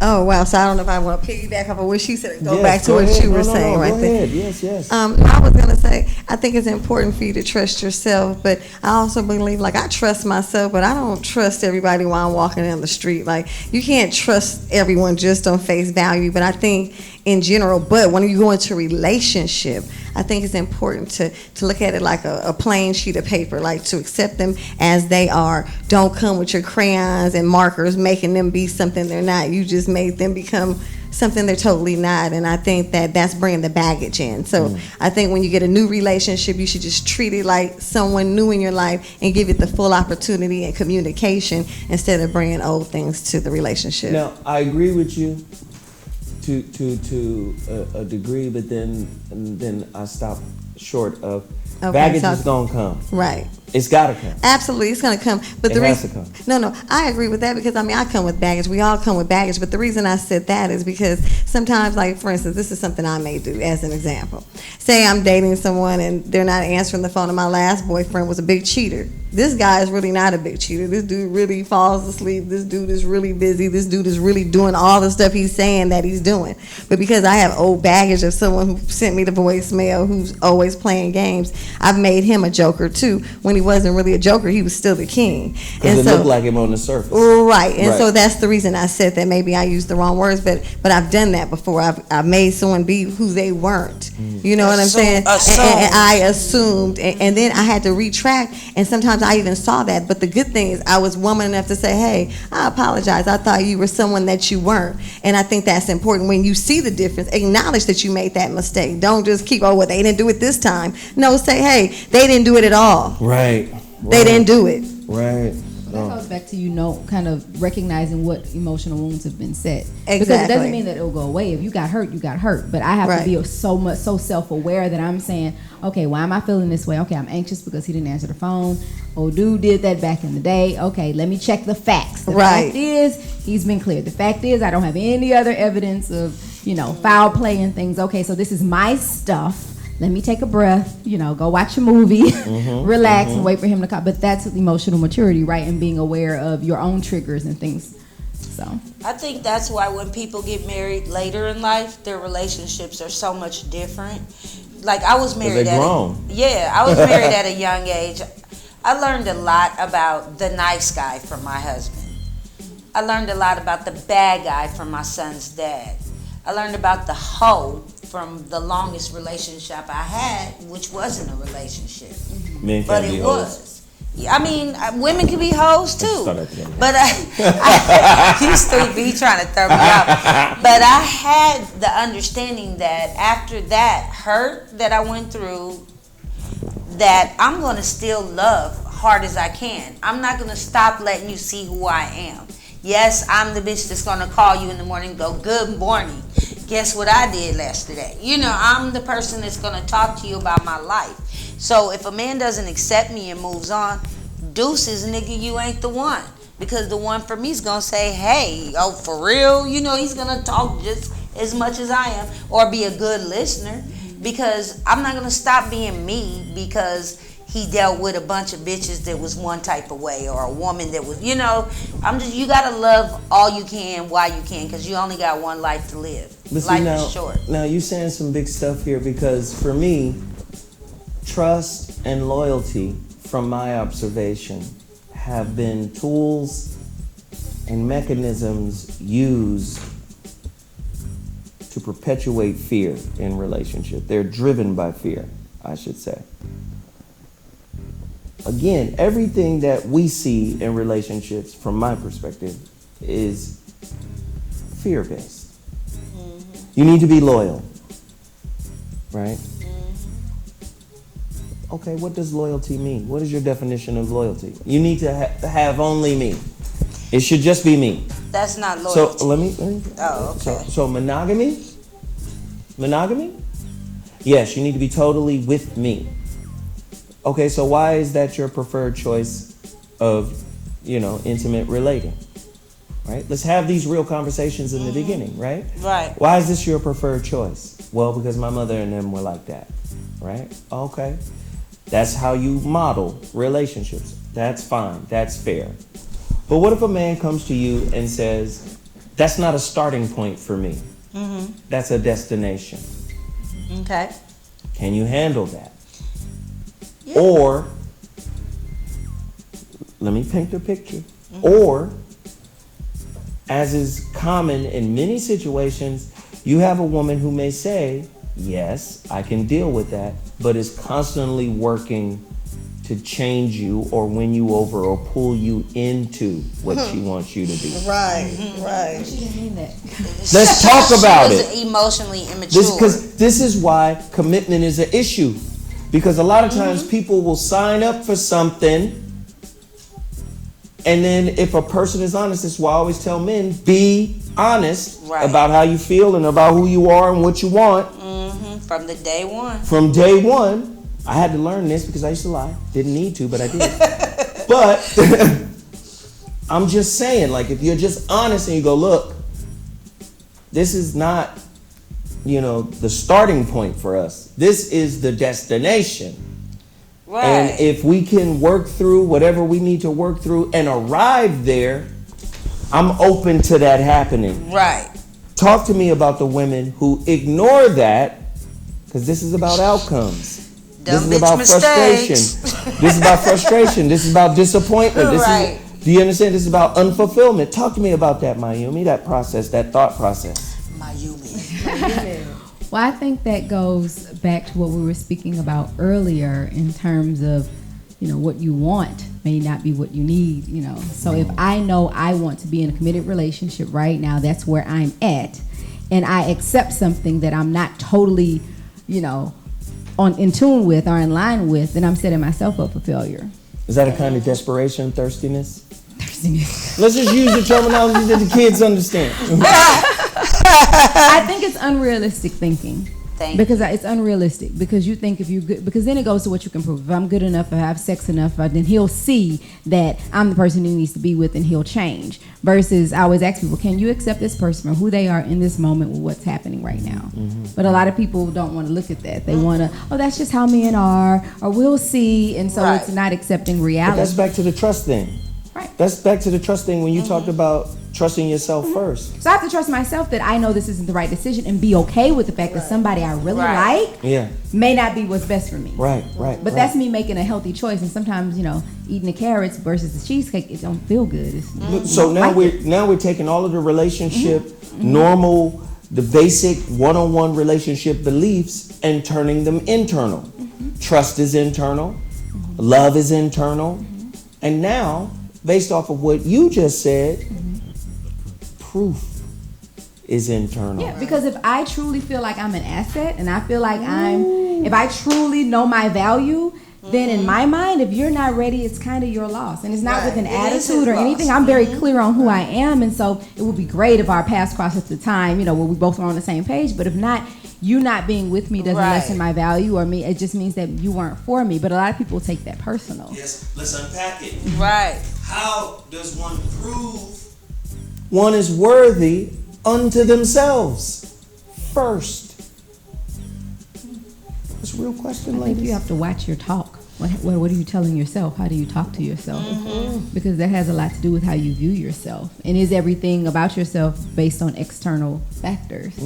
Is your worth based on the degrees you have? Is your worth based on the clothes and the car you drive and who's acknowledging you and all of those things? And so if your worth is based on that, if all of that were stripped and you only had yourself, would you be happy with who you are? What are you without that? Would you be happy on the bus going to your destination, to that broke ass date in the park with no money? Neither one of you guys are gonna eat a sandwich together. How happy you gonna be then? Are you happy with yourself? Could you be with yourself? You be with Could yourself? you date yourself? Right? Could you be with yourself? Can you tolerate yourself, your attitude, how you think of things? And a lot of people can't be with themselves. They can't even.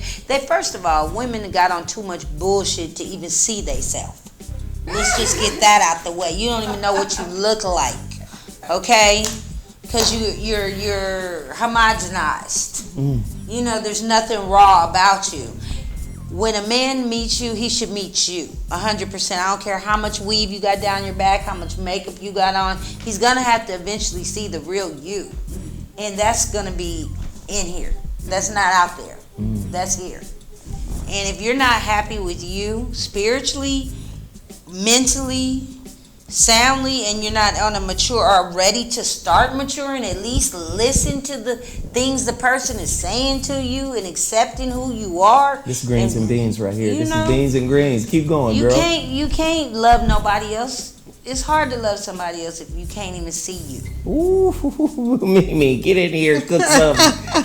Mimi, cook something. Man, yeah, she said a mouthful right there, and that's so real. Though, first and foremost, you gotta love yourself. You gotta know who you are, whose you are, and you have to have good intention with your life.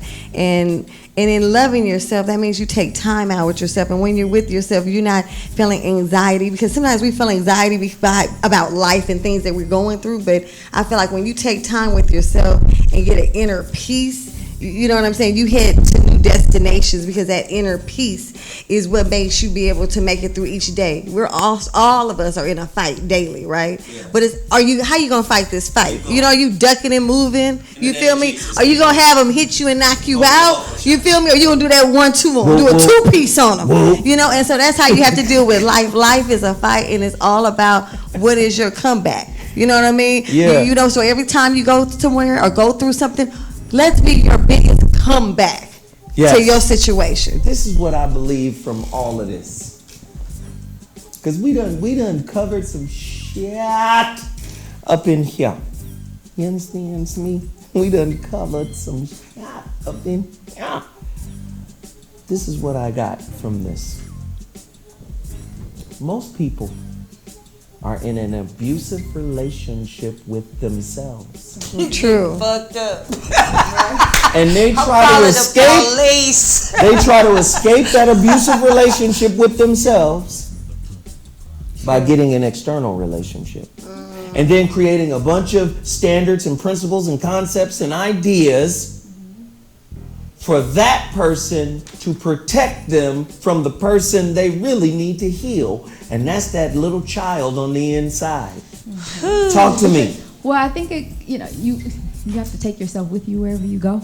How about that? Sometimes you want to leave yourself at home. Stay your ass over there. But the thing is, when you don't look at who you are, then you end up being a representative in relationships, kind of like you said earlier, right? And so the person is dating the person that you're pretending to be in essence, whether it's subconscious or not. So that's who they're dating. And then at some point, you start to be yourself, because you can only fake it for so long. So your imperfections, how you think, that trauma, the emotional start to seep out. That's not who the person dated. Right. That's not going to work. They dating the astral projections of themselves. And sometimes it's not even about the bad astral projection. And sometimes it's not even like, gaudy stuff like, oh, I'm the rich person, or it could be something simple like, I can remember, even if I use myself for an example, I can remember at one point after being hurt, high school sweetheart, broke my heart, all this stuff, I remember not wanting to be vulnerable. And so I portrayed myself, I was strong. I was like, what's up, how you doing? I'm good. I'm good. Not even mean, just I'd be in relationships, but I was kind of reserved. You didn't know too much about me. I'm not going to do too much. That's not who I am. In my core, I'm sweet, I'm caring, I'm a Southern girl, I'm from Louisiana. That's who I am at my core. So after I've done all of this and we're in a relationship, and now I'm like, oh, you cool. Now I can be who I really am. You were attracted to the person who kind of was a little bit more stern and not as affectionate. So now that I'm being my Yumi, who's very compassionate and caring and affectionate, these are all great qualities. That's not what they were looking for. No. How has the mask protected you in relationships? I think it's a delusion. It's a false sense of protection. It is. So it's not real protection. Anybody who says, I tell my clients all the time, I'll never put nothing past no guy. Men cheat. You can't put nothing past. Like all of that stuff. I have yet to meet a person who comes and their heart was broken. Their husband, cheated. Their boyfriend left them. Whatever it is, and they say, well, you know what? I expected it, so it didn't bother me. Ooh. It doesn't happen. So all of this is this false sense of protecting yourself, because when all it does is water down the relationship, because now you're watering it down because he's going to do whatever, right? So you're not fully giving yourself and you're not fully authentic. Right. And then when they mess up or things happen, you still hurt. You just water down the whole process. So let me ask the whole crew here. Is it realistic to think that one person can fulfill all your needs? No. Can we go into that? Because again, we're taking all of these relationship concepts on the Voice of Reason. We got some really stout, beautiful women on deck right now. VOR is live on Dash Radio. It's crazy up in here. We're talking about commitment issues and why so many people have have them? Why relationships fail? Because of the fuckery. We're going into it very deeply. Again, is it possible to have that kind of relationship where you understand, I can't get everything I need from this person? If we were taught to go into a relationship understanding this person represents a portion of what I need. Right. How then does loyalty work? Because it takes two people in a relationship. Of course, no one person can satisfy you in a relationship because it's not one person in a relationship. It's two people in a relationship. But so what you I'm have saying to is- satisfy yourself. But how do you provide for yourself and yet have expectations for other people to meet your needs? Like, because and check me if I'm wrong. I believe you come equipped with everything you need. The only thing that you don't come with is external fellowship. But the quality of external fellowship is predicated on the quality of internal fellowship. We've already covered that, right? Right. So now I'm asking, how then, if I've got the inside me together, how then can I recontextualize my expectations for you? You said the word, expectations. Why do you have an expectations for you? Because I don't know. That's why I said you got to love wholeheartedly, because you're going to know. It's built in you. It's a spiritually based thing inside of all of us, to where we have to make a conscious choice to be with one person. So of course nobody's going to say no one person can satisfy you if you have greedy thoughts of a bunch of people satisfying you. And one person can't please you all the time, because there's not one person in your life. You got your kids in your life, you got your work in your life, it's a lot in life. So of course no one person can please you. That's the 80-20 rule. There's always going to be that 20% that's not going to be satisfied. Well, with what you said in terms of you feel like all you need, everything you have is within you. I can agree with that, and with that, there are still things that you're doing to pour into yourself. So whether you're praying, you're reading, you're meditating, these external things, things that you're doing to pour into you to satisfy all aspects of yourself, right? So you're still actively doing things and engaging and bringing in external things to enhance the stuff that's already within you. And it's the same thing within a relationship, because any healthy relationship is not just you and another person. You have your hobbies, you have your own goal, you have your own time with yourself, you have your time with your friends, you have your time with, any hobby, sports and things you do. So all of these things satisfy different aspects of you, just like with yourself. So I think it's unrealistic to think that you're going to marry one person. That sounds annoying. That you're going to marry one person and then just all of them, they're everything that you need in every aspect of the day, 24 hours a day, 7 days a week. Like that's unrealistic. Right. And so just recognizing that. But I think that leads us to this place. And it's an interesting place, because I now need to be stimulated. And now relationships become very transactional and very superficial, because if I'm not feeding me via self-care, via meditation, prayer, spiritual practices, whatever, if I'm not really into me and feeding me and dealing with me and providing for me and fulfilling myself from the inside out, I now look to other people to do it externally, and when they cannot do it, they're at fault. This was a failed relationship. They couldn't step up to the plate. They couldn't man up. Right. And that person will continuously be in relationships, because no one person can satisfy you all the time. Right. So it would just be a repeated cycle. So once they're done, you would meet the next person, and that'll satisfy you for 3 months, 3 years, 10 years, and then it'll end, and then you'll start again. But are they in relationship with you, or are they in relationship with the stimulation you provide? The stimulation. Worst thing that came around was a junkie. Like they're in the adrenaline rush. We got junkies right. out We here. got Right. relationship They junkies. like- It's the highs. I need a that. I need that. They not happy unless they. I know so many women not happy unless they're in a relationship, and they not happy when they in a relationship.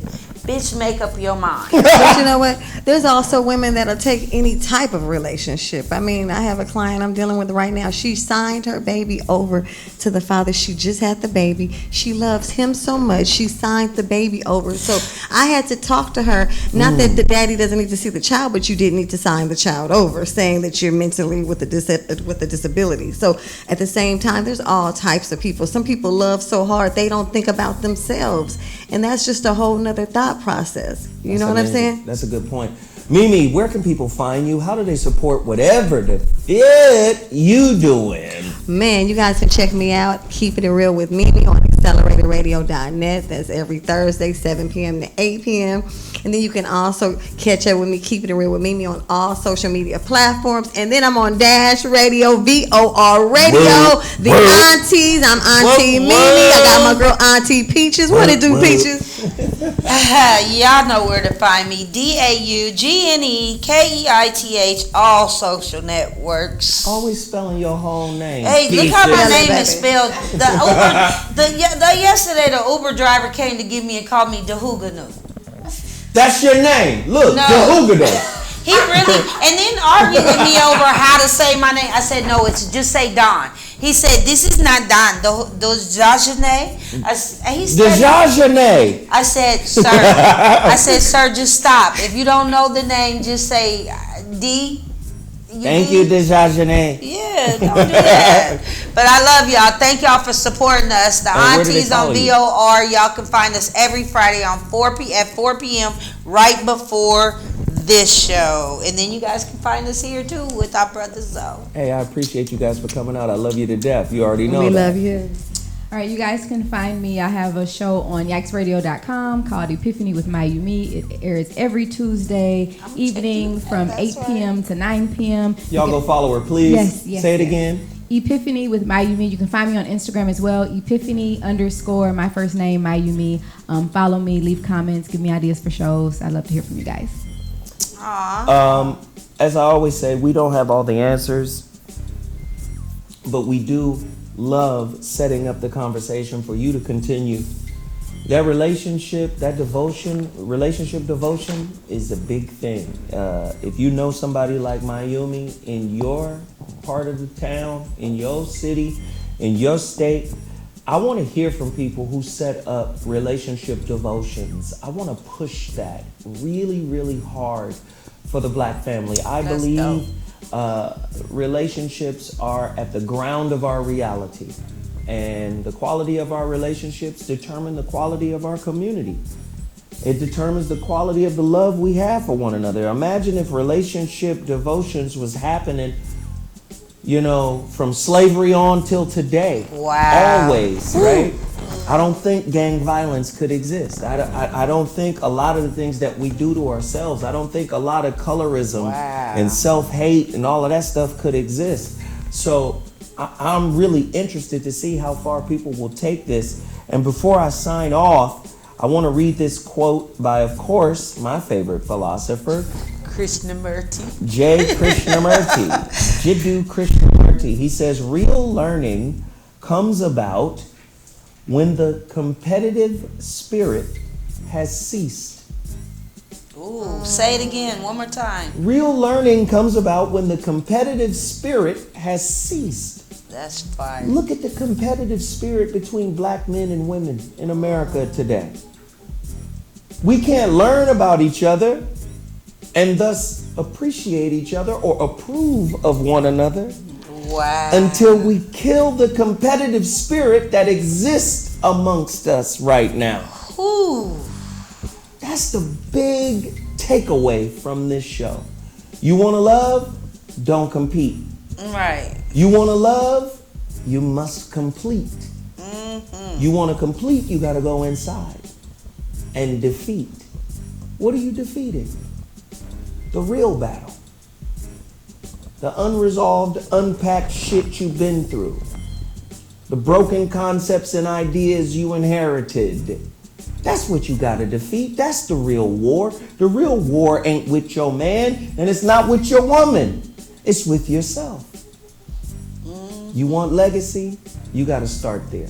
We appreciate everybody for tuning in to the Voice of Reason on VOR Radio on Dash Radio. This one was fire! Thank you so much. We'll be back Monday with another heater. I appreciate everybody for tuning in. I'm Zoe Williams, the Voice of Reason, and we out. Deuces. Deuces.